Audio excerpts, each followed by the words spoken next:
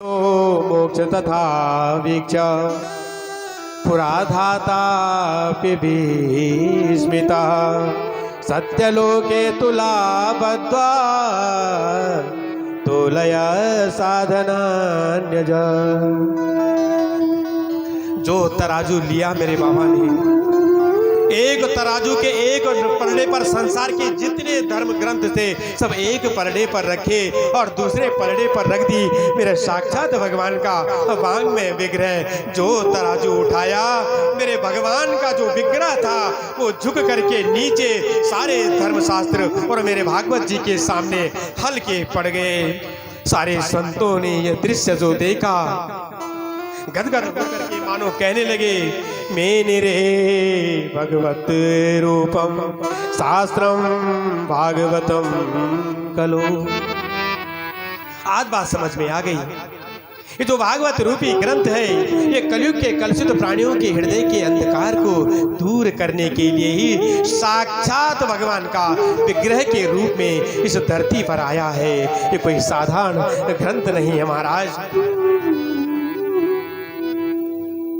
कहने लगे, बाबा ये आप कथा के बारे में कह तो रहे, बात समझ में आ गई, पर ये सबसे पहले ये कथा किसने और किसको सुनाई महाराज? सूची कहते हैं, सौनकादि ऋषियों, एक समय की बात है, सनक सनंदन सनत कुमार संत चारों भाई बद्रिकारण्य में भ्रमण कर रहे हैं। चारों भाइयों के मुख का तेज केवल भगवान के नाम का संकीर्तन करते हैं, संसार के मायाओं में नहीं पड़ते, और भ्रमण कर रहे थे बद्रिकारण्य धाम में। दूर से वे आते हुए देख लिया किसको? नारद जी को।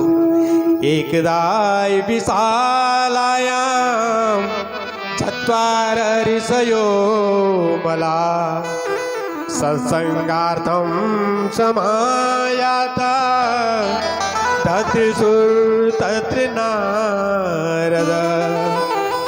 एकदाय विशालापुरी धाम, बद्रिकारण्य धाम को कहते हैं विशालापुरी नगर। चारों भाइयों घूम रहे थे, सामने से नारद जी को आते हुए देख लिया। प्रसन्न हो गए सनकादि ऋषि।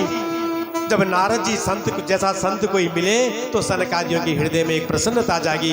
आज एक संत दूसरे संत को जब मिलेंगे तो क्यों प्रसन्न है?